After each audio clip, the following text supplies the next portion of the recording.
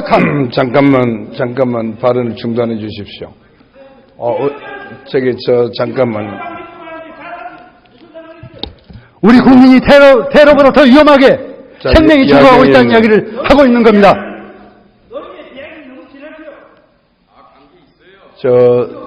의장이 서서 한 말씀 드리려고 그러는데 계속해서 그렇게 말씀하지 않았으면 좋겠고요. 네, 의장님께서 경고하시니까 이학영 의원님, 우리가 오늘 이 대정부가 아니고 무제한 토론을 하는 기쁜 뜻을 잘 헤아려서 이 자리가 국민을 선동한다거나 국론을 분열시키거나 그러한 것이 아니라 테러 방지법이 왜 필요하며 왜 필요하지 않는지에 대해서 국민들에게 잘 설득하는 자리라는 것을 유념하셔서 의제를 벗어나지 않기를 바라고요. 의석에서는 가능한 한 의장에게 모든 것을 맡겨주시기 바라고요. 큰 소리 내지 않았으면 좋겠습니다. 감사합니다. 계속하십시오. 의장님 경고를 받아서 다시 제 발언을 진행하겠습니다. 다만 유감스러운 것은 우리의 합리적인 의장님께서 이런 국민이 이해할 수 없고 납득할 수 없는 법을 국회에 제대로 된 합법적인 상임위와 법사위 통과해서 올리지 않으시고 직권상정하신 데 대해서 문제의 원인이 거기에서 출발했다는 것을 상기시켜드리면서 다시 발언을 하겠습니다. 지난 1964년 당시 국회의원이셨던 고 김대중 대통령께서 정권의 비리를 폭로해 체포위기에 처한 야당 국회의원의 체포동의안 상정을 저지하기 위해 5시간 19분 동안 의사진행 발언을 한 바 있습니다. 2016년 2월 23일 더불어민주당은 민주주의와 국민의 안전을 위협하는 정부 여당의 일방적인 테러 방지법 상정을 저지하고 제대로 된 테러법 제정을 위해 또다시 무제한 토론 필리버스터를 시작하였습니다. 야당 의원들이 밤을 새워 특정 법안에 대해 연이어 몇 시간씩 반대 토론을 벌이는 광경은 아마 세계 의회 사상 유례가 없는 모습일 것입니다.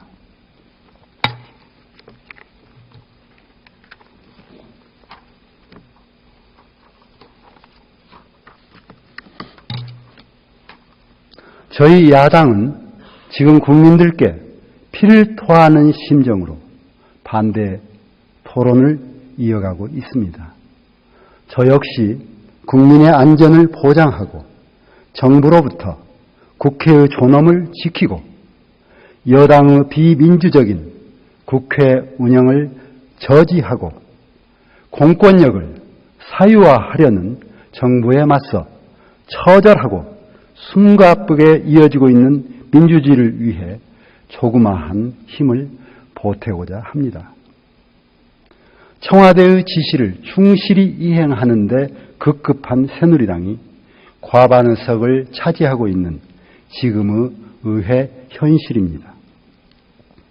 이 릴레이 반대 토론은 새누리당이 자행하고 있는 의회 독재에 저항하며 야당이 기대하고 있는 마지막 버팀목과 같습니다. 우리 당은 테러 방지법을 무조건 반대하는 것이 아닙니다.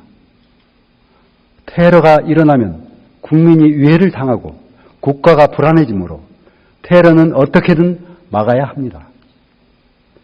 그렇기에 법이 필요하다면 국민의 안전을 위해 제대로 된 법을 만들자는 것입니다. 정부와 여당에 촉구합니다. 지금이라도 전향적으로 법을 걷어들이시든가 제대로 된 법안 내용을 다시 제출하시든가 전향적으로 이에 대한 협상에 나서야 합니다. 그러나 불행히도 현재 이 반대 토론이 이어지고 있는 이 시간 내내 정부 여당으로부터는 어떠한 새로운 전향적인 국민을 위한 제안은 나오고 있지 않습니다. 진보와 보수를 떠나 정치와 정당의 존재 이유는 최고의 선택을 통해 국민의 안전과 행복을 보장하는 것입니다. 현재 정부 여당이 주장하는 테러 방지법에 대해 제기되고 있는 문제들을 더 잘 살펴서 법이 가진 좋은 취지가 제대로 구현될 수 있도록 하자는 야당의 요구를 수용하지 못할 이유가 무엇입니까? 부디 우리의 간곡한 호소에 귀 기울여 주시기를 부탁드리며 반대 토론을 계속하겠습니다. 아마 연이은 반대 토론이 보도되면서 관심이 덜하셨거나 없었던 분들도 관심을 가지기 시작하셨을 거라고 생각됩니다. 이토록 청와대와 여당, 이제는 입법부 수장까지 협조해서 통과시키려 안간힘을 쓰는 테러 방지법의 실체가 과연 무엇인지 말입니다. 먼저 다 익히 이전의 의원님들의 발언을 통해서 아셨겠지만 오늘 처음 보신 분들을 위해서 다시 이 법이 이렇게 된 이유, 이 법이 본회의에 상정된 이유, 납득하기 어려운 이유를 한번 정리해서 다시 말씀 올리겠습니다. 문제의 발단은 의장께서 지금을 국가 비상사태로 규정해서 테러 방지법을 직권 상정한 데서 출발했습니다. 여러 의원님들이 이미 말씀하셨죠. 지금이 국가 비상사태면 우리가 이 휴일에 한가하게 이 방청석에 앉아 있을 수 있겠습니까? 국회법의 관련 조항을 보면 이를 전시, 사변 또는 이에 준하는 국가 비상사태의 경우라고 규정하고 있습니다. 지금이 어떻게 그 경우에 해당되는지를 되묻고 싶습니다. 이는 국회의장과 여당이 앞장서 국민 불안을 조성하는 것으로 볼 수밖에 없습니다. 정의아 국회의장님, 우리 더불어민주당은 물론이고 테러를 막겠다고 하는 것에 대해서 반대할 국민은 아무도 없을 것입니다. 실제로 연일 들려오는 해외의 테러 사건 뉴스로 인해 우려를 하시는 국민들이 많은 것도 현실입니다. 그래서 국민의 대표 공간인 입법부에서 민의를 대표해 당선된 여야 의원들이 이 문제에 대해 오랫동안 논의해 온 것입니다. 모든 법안에는 다 쟁점이 있게 마련입니다. 이 법도 마찬가지로 손보거나 협의해야 할 부분들이 많습니다. 따라서 이견이 있으면 토론해야 되고 토론하다 보면 시간이 걸리는 것은 당연한 일입니다. 민주주의에서 토론과 시간이 걸리는 것은 기본 원칙인 것입니다. 이것을 삭제하거나 생략하려고 하면 그것은 독재로 가는 지름길인 것입니다.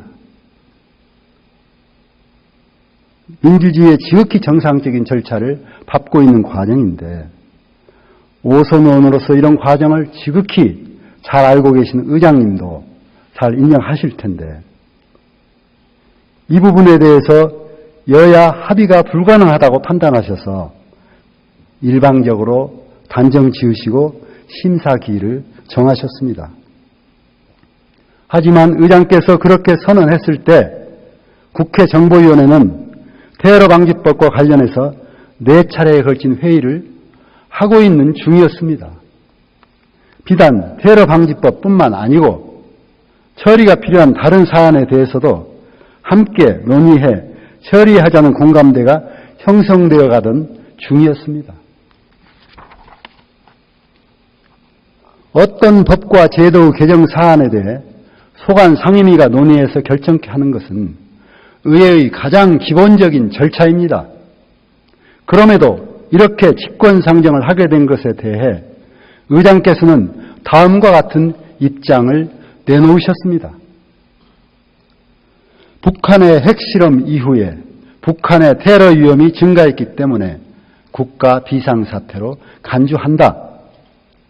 의장께서는 최초 직권상정 요건을 갖추지 못했다고 하셨으나 입장이 바뀌신 것입니다. 이와 같은 결정을 내리기까지는 2월 19일 이병기 청와대 비서실장 면담, 2월 22일 이병호 국정원장과 면담 이후라고 전해지고 있습니다.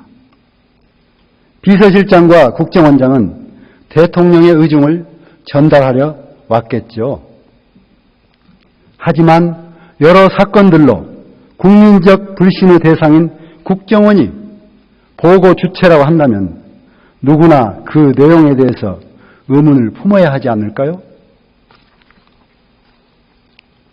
지금이 국가 비상사태라는 국정원의 판단에 대해 우리 시민사회 역시 불신을 드러내고 있습니다.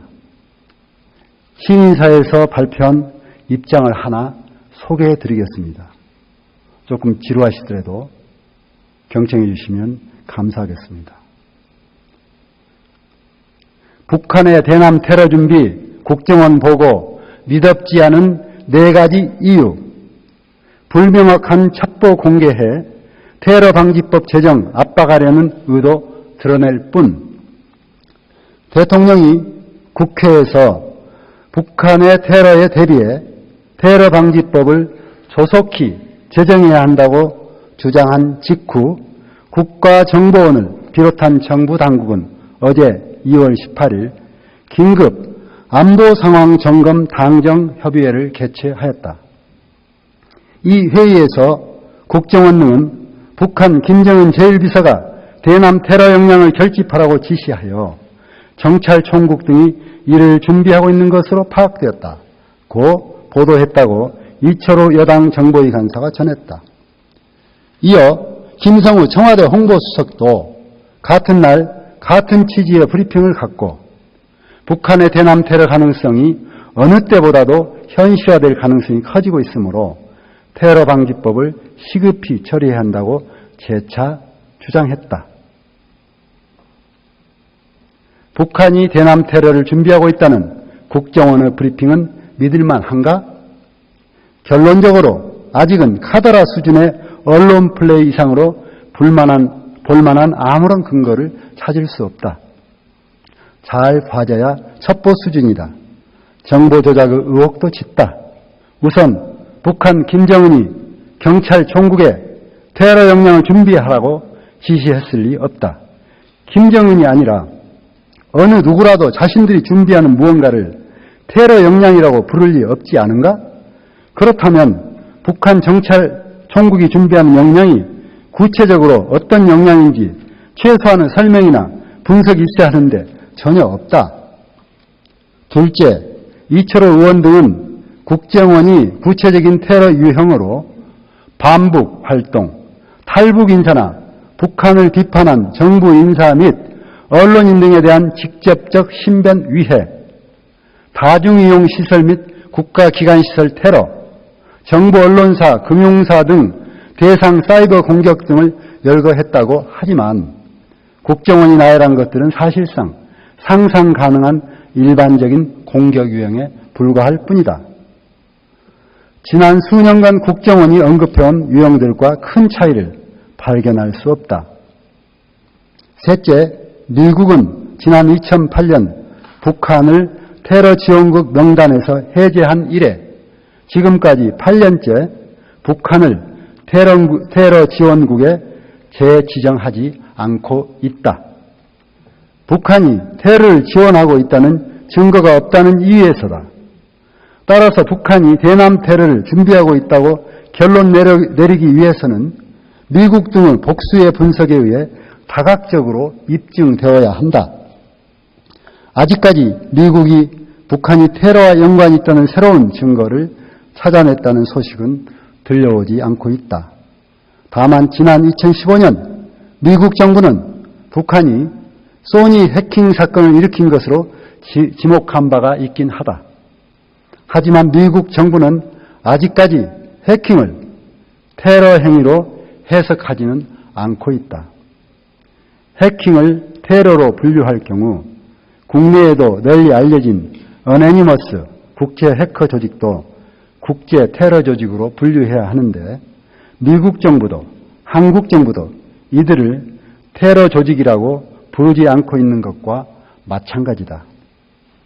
마지막으로 정부가 북한의 테러가 임박한 것처럼 언론 플레이를 하면서 그 대책으로 테러 방지법 제정을 촉구하는 것 자체가 부적절하고 미덥지 않다. 긴급 안보 상황 점검을 한다면서 테러 방지법 제정 얘기를 하는 것은 지나치게 한가한 처방이 아닐 수 없다. 정말로 북한의 테러가 임박한 것이라면 설사 테러 방지법이 지금 당장 국회를 통과한다 하더라도 사후 약방문이 될 것이 틀림없기 때문이다. 결론적으로 북한이 테러 역량을 준비한다는 국정원의 정보 보고는 불명확하고 검증하기 힘든 첩보를 근거도 제시하지 않고 무분별하게 공개하여 국민들에게 혼란을 주고 있다는 점에서 나아가 국내 정치나 입법에 영향을 미치려는 정략적인 이유로 국민을 겁주고 여론을 조작하려는 의도를 너무 노골적으로 드러내고 있다는 점에서 이미 매우 중대한 문제를 지니고 있다. 이런 일들이 반복되면 국정원에 대한 낮은 신뢰가 더욱 낮아지게 될 것이 틀림없다. 만약 테러방지법 제정을 압박하기 위해 국정원과 청와대가 북한의 테러가 임박한 것처럼 여론조작을 시도한 것이라면 이것이야말로 박근혜 정부와 국정원에게 테러방지법을 선물로 줘서는 안 될 가장 확실한 이유가 될 것이다. 국회는 테러방지법 제정안을 폐기하고 대신 국정원을 근본적으로 개혁하여 이런 실패와 조작의 여지를 미연에 차단해야 한다. 다시 강조하건대 테러 방지법이 아니라 국정원 개혁이 국민의 안전과 인권을 지킬 최선의 처방이다. 민주주의 법학연구회 인권운동 공간 활, 인권운동 사랑방, 진보네트워크 센터, 참여연대 이러한 단체들이 발표한 성명입니다.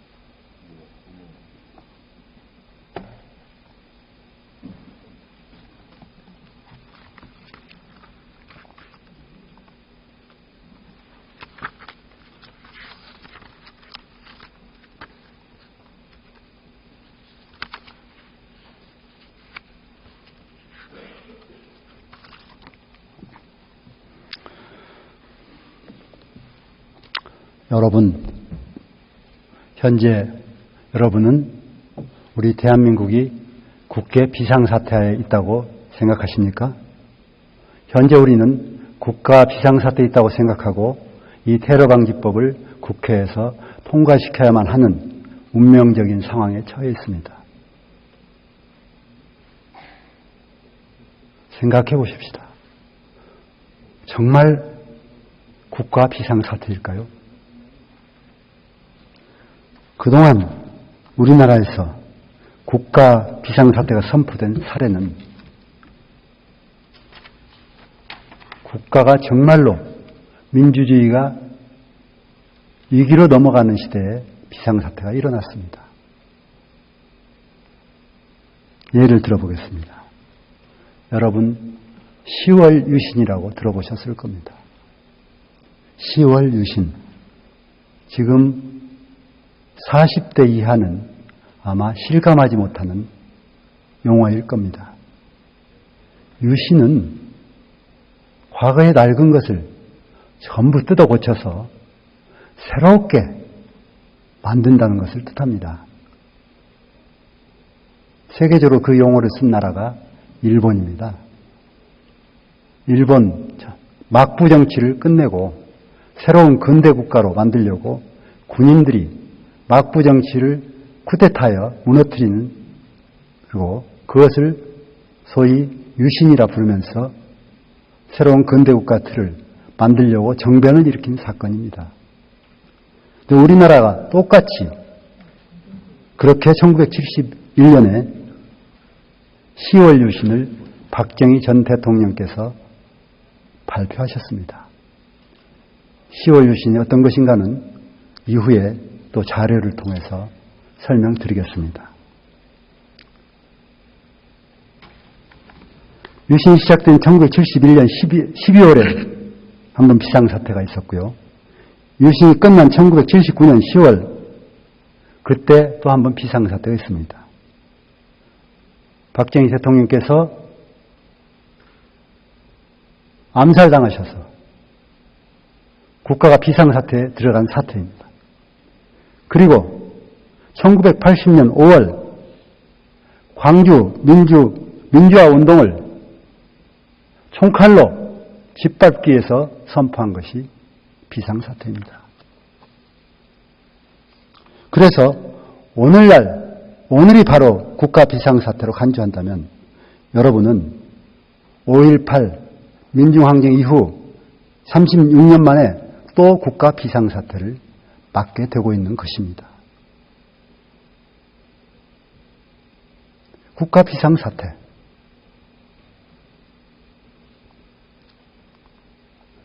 (1971년 12월 6일) 박정희 대통령의 국가 비상사태 선언에 따른 긴급조치 결과가 무엇이었습니까? 사유화된 공권력인 중앙정보부와 정치, 언론, 국민들을 대상으로 행한 반민주적이고 불법적인 폭력 흔적이 상처로 남아있는 사태입니다.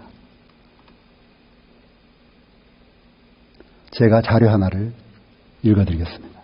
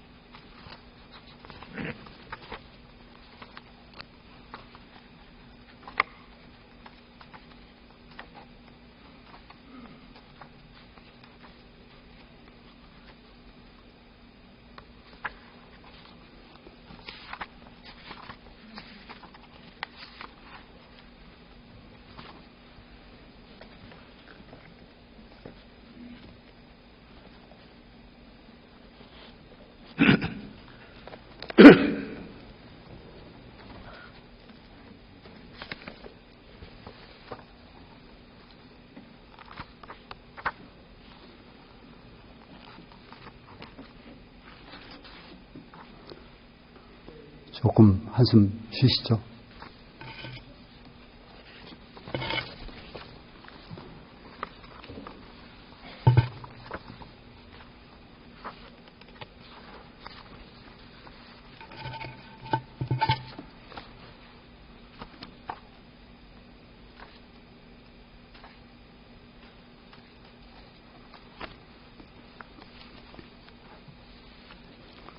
제가 지금 잘 안 찾아지는데요.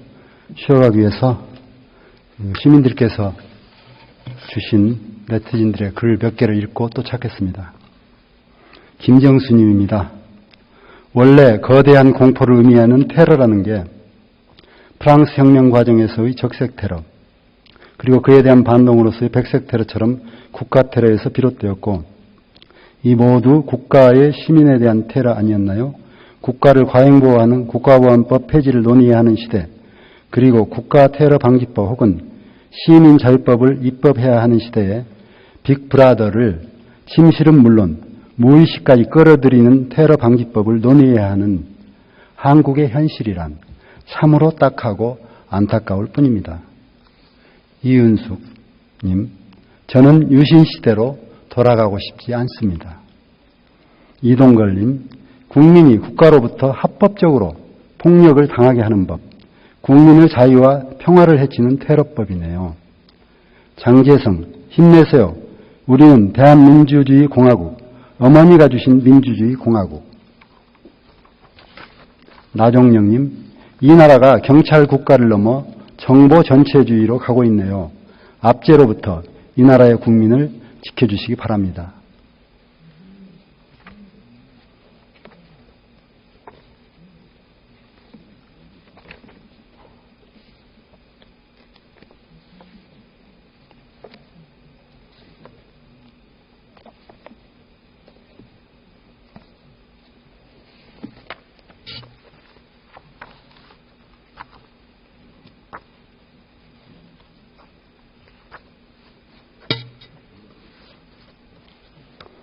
찾았습니다.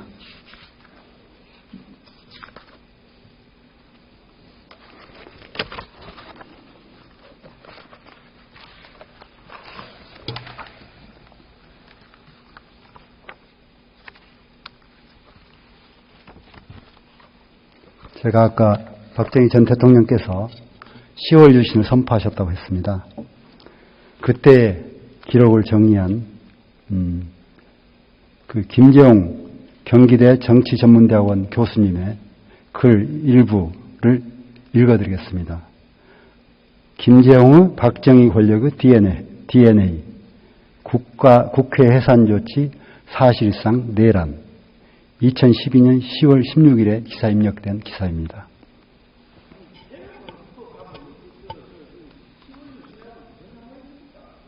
(10월) 유신 하에서 국정원이 국민을 대대적으로 사찰하고 미행하고 고문하고 폭력하고 죽였기 때문입니다.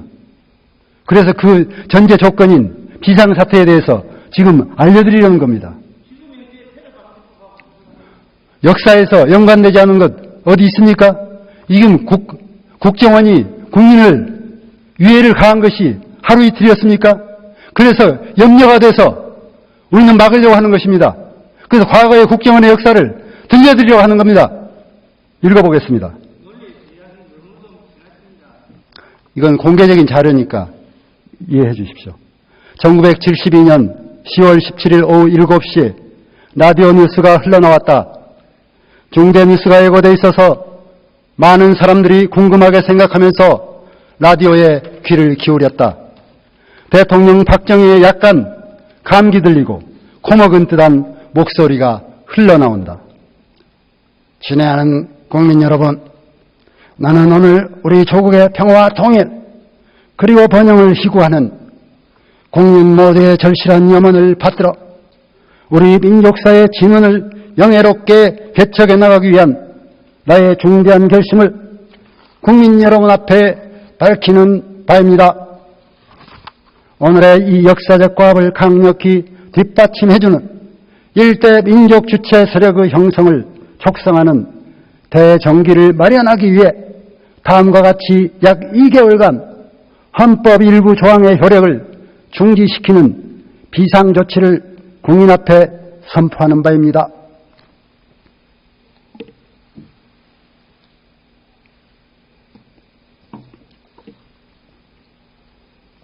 방송에서 박정희는 전국의 비상계엄령 선포와 국회 해산, 정당 및 정치 활동의 중지, 그리고 헌법 개정 등을 선언했다. 헌법 일부 조항의 효력 정지라고 했지만